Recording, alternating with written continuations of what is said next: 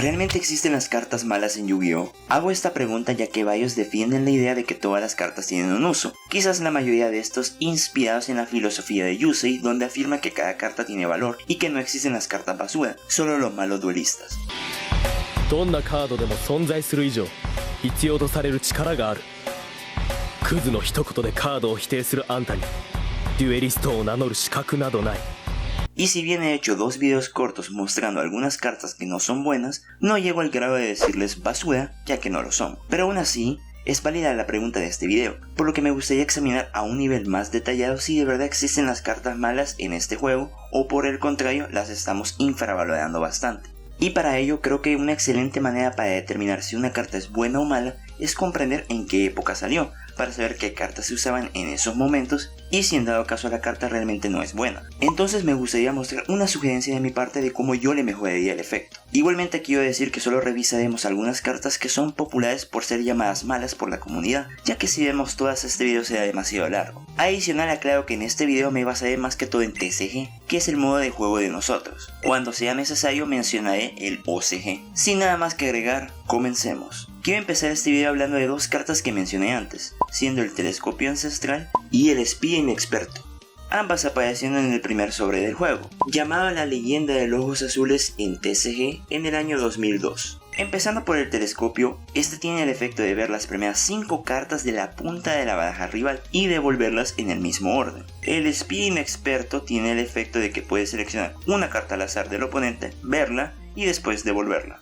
Realmente, aunque estas cartas salieron en el principio del juego para nosotros, su impacto en este fue bastante bajo, y esto se debió principalmente al funcionamiento de estas. Te explico, Yu-Gi-Oh, por lo menos en su versión más simple, es un juego donde por lo general la intención principal es conseguir sacar un beneficio cuantitativo con cada carta. Es decir, usar cartas que por ningún costo te entreguen más cartas a tu disposición o por el contrario le quiten muchas cartas al oponente. El principal problema de estas cartas es que su beneficio no era cuantitativo, y además que todo obtener información del oponente, lo cual a simple vista podrá parecer súper útil, pero en la práctica realmente deja mucho que desear. Primeramente, lo único que obtienes con estas cartas es información. Sin embargo, parte de ser un jugador experimentado es utilizar 2 características muy importantes, siendo la predicción y la lectura. Con esto último no me refiero a leer las cartas, más bien a leer al oponente. Sé que suena un poco como el anime eso, pero ya les explicaré a qué me refiero a medida avancemos. Para comprobar mi punto, intenté buscar algunas barajas de este marco de tiempo, es decir, barajas que tomen en cuenta exclusivamente el primer sobre de expansión o a lo mucho que se extienda cuando se llama la baraja de inicio de Yu-Gi Kaiba, donde empieza también el primer formato con una lista limitada de cartas. Si bien puedes visitar la página de Format Library, que es una especie de enciclopedia de formatos que se siguen jugando hoy en día en una enorme comunidad retro para cada uno,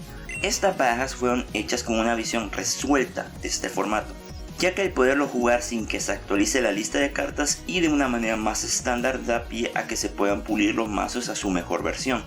También aprovecho a mencionar que logré ganar un torneo del formato Yu-Gi Kaiba en esta página hace poco, y fue con la baraja que mencioné en un video previo justamente, ya que estuve estudiando el formato bastante y vi ese mazo como la manera más estratégica y efectiva de jugar. Les comparto un video de un Yu-Gi-Tuber que revisó y explicó el torneo. Pueden verlo en el enlace que saldrá arriba a su derecha desde el minuto 12:44. Mi intención era buscar precisamente barajas que hayan ganado algún evento en esa época, pero ni siquiera con la ayuda de páginas de Yu-Gi-Oh o la Wayback Machine logré encontrar algo concreto, siendo hasta julio donde ya empiezan a aparecer datos, pero ya ese es el formato Sangan porque se añadió el sobre de Metal Riders que cambió bastante el juego al introducir muchos monstruos de efecto. Pero no me rendí del todo, ya que si no pude conseguir concretamente de barajas de ese tiempo, pude conseguir algunas revistas antiguas donde catalogaban a las mejores magias y trampas del juego en ese entonces.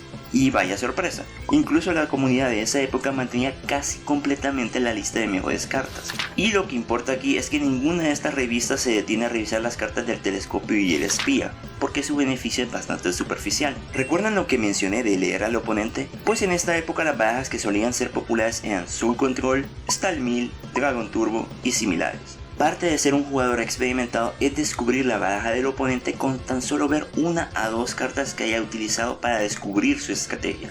Tiene una baraja de 43 cartas, activó Ultimate Offering y te puso una elfa en modo de defensa, está jugando Steel Mill tu oponente. Te activó Intercambio de Almas y te invocó a Convoca el Cráneo, está jugando Soul Control.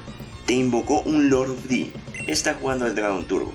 Si bien puedes argumentar que podrían ayudarte para ver si tiene Raigeki o cartas similares en su mano o a punto de robar, volvemos al mismo punto. Parte de ser un buen jugador es jugar alrededor de dichas cartas. Históricamente acabamos de comprobar que estas cartas no fueron muy usadas ni en la época donde salían, por lo que me gustaría ahora intentar mejorarlas. Empezando por el telescopio, quiero tomar una parte del efecto del Destiny Hero Dominance para convertirlo en: puedes ver las primeras 5 cartas de la punta de la baraja de tu rival y devolverlas en cualquier orden. Sinceramente, si esta carta añadiera eso, sí le veo un valor competitivo mayor, ya que de esa manera podría parcialmente ayudar a la estrategia Stall al manipular la baraja del oponente por lo menos unos turnos. No la veo particularmente rota, pero sí más viable el poder decidir el orden. Con el Spin Experto es mucho más difícil, porque hay cartas que hacen lo que intenta hacer, pero mejor. Por lo que quizás lo que le haría interesante es que la carta que escojas debe permanecer revelada. Sin embargo, incluso así no logro imaginar que sea popular, aunque quiero solo añadir que vi muchos diciendo que el telescopio ayudaría en la baraja de Spiral, lo cual es en parte cierto, pero ya los Spiral tienen cartas que revisan la baraja del oponente, pero bueno, es mejor que nada. Otra carta que me gustaría mencionar es la de la litografía Hielogrifo, la cual tiene el efecto de que por pagar 1000 puntos de vida, el límite de tu mano se vuelve 7 por el resto del duelo.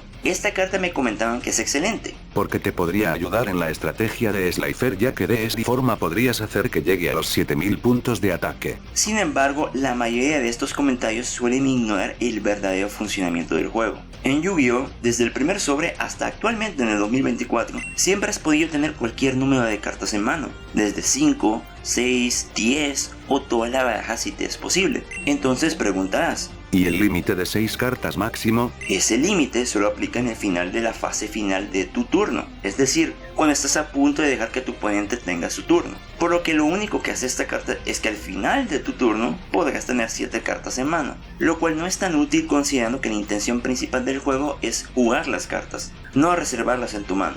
Por más que busqué, esta carta no ha tenido relevancia en barajas competitivas, siendo solo utilizada en barajas para la automodición en Master Duel o la baraja de Library. Lo que yo haría para mejorar esta carta es que cambiaría su efecto de una manera algo más brusca. Mi versión sería esta: paga 1000 puntos de vida.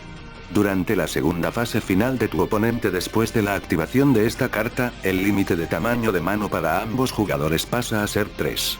Este efecto se lo doy porque salen 3 tablas en el dibujo, por lo que esas tablas representan las 3 cartas. Sé que tiene un efecto algo fuerte, pero considerando que tiene un retraso el resolver este efecto, permite que el oponente haga algo al respecto incluso para la época antigua. Es debatible, pero creo que esto le daría un mayor uso. Otras cartas que mencioné en mis cortos fueron 2 que me parecieron bastante interesantes de hecho. Idgabun, la cual así también se llama en español, podríamos llamarle planta carnívora si lo siente más cómodo, y la casa de cinta adhesiva. Ahora, estas son similares. La primera dice que si un monstruo del oponente es invocado de manera normal o por volteo, si este tiene 500 de ataque, es destruido. La segunda es lo mismo, pero revisa la defensa. Ambas comparten que solo toman en cuenta invocación normal o por volteo, pero no toman en cuenta la invocación especial, lo cual es muy importante. Con estas cartas tengo algunas cosas que mencionar. Lo primero es que me comentaron que estas cartas fueron útiles porque, aunque salieron en Magic Ruler, fueron de gran ayuda para el formato Yata, ya que así podrían destruirlo al ser invocado. Con esto debo decir que buscando barajas de esta época no aparecen barajas ganadoras de torneos, ni siquiera en el side deck. Y en Formal Library tampoco se usaron en algún torneo concretamente, a menos a un nivel consistente, es decir, que varios jugadores la jueguen. Comprendo que quieran defender que estas cartas pueden derrotar a un Yata, pero es de entender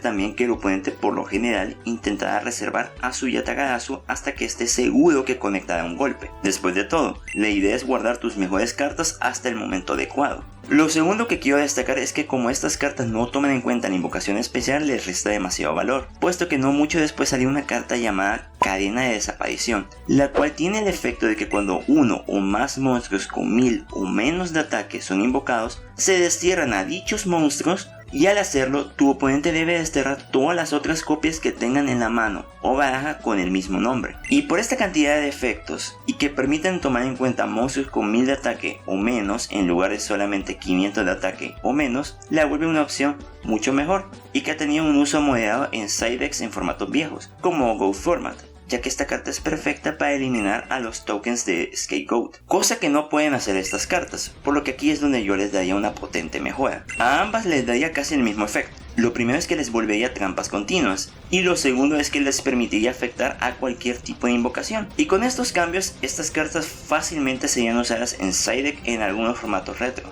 Quizás hasta les hubieran limitado por funcionar así. Llevamos 5 cartas en este video y como podemos ver, incluso usando pruebas desde la historia, barajas que han hecho top y hasta comparación con otras cartas, que efectivamente en Yu-Gi-Oh existen cartas que no son muy buenas. Ojo, no les digo basura porque ninguna carta es basura, pero tampoco puedes negar que estas cartas son entre poco útiles en el sentido de ayuda hasta perjudiciales como lo son Pod of Generosity. De hecho, alguien me comentó que si la olla de la generosidad tuviera el efecto de que al devolver 2 cartas robar otras 2, podría ser algo mejor. Lo gracioso es que ya existe una carta que hace eso, que se llama Magical Mallet, la cual te deja regresar cartas a tu mazo, barajar y luego robar el mismo número. Una carta que usé algunas veces pero luego le dejé de usar. Pero me estoy desviando. Mi punto con este video era simplemente mostrarles no solo algunas cartas cuestionables y cómo las mejoraría, pero también usarlas de ejemplo porque de verdad que últimamente he recibido demasiados comentarios diciendo que todas las cartas son buenas y que yo no conozco su potencial y que por eso el malo soy yo. Pero entiendan que no le falta el respeto a ninguna carta. Quizás pueda hacer alguna que otra broma,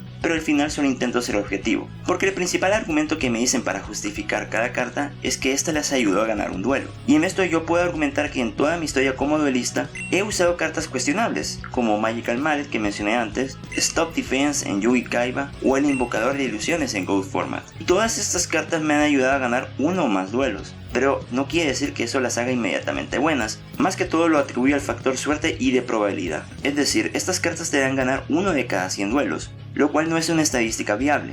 Y esto lo sé bien porque en mi experiencia personal, varias de estas cartas con las que experimenté se quedaban en mi mano atascadas o las destruían antes de poderlas usar, y eso las vuelve tristemente una carga más que una ayuda. Pero lo cortés no quita lo valiente, y tomando en cuenta lo anterior, hay varias cartas que dejan mucho que desear y se siente que Konami las hizo muy débiles intencionalmente. Espero que este video haya sido informativo para ustedes y si tienen dudas o una opinión diferente no tengan miedo en comentar para que podamos discutirlas. Eso ha sido todo por mi parte, muchas gracias por ver este video y hasta la próxima.